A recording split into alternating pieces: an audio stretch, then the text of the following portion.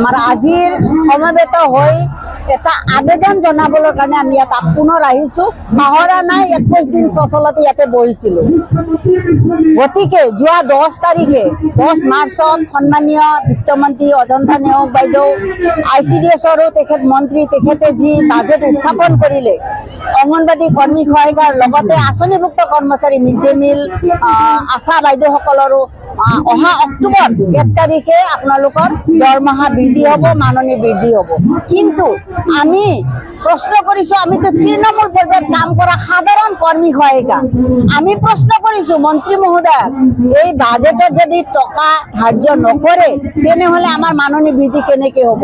আজিৰ তাৰিখত আমি বাজেটত স্পষ্টীকৰণ বিচাৰি আজি আমি ইয়াত সমবেত হৈছোঁ যে চলি থকা বাজেটতেই আমাৰ অংগনবাদী কৰ্মীসকলৰ মাননি বৃদ্ধিৰ ধন ধাৰ্য কৰক, স্পষ্ট কৰক, আবণ্টন দিয়ক, কিমান কৰিব?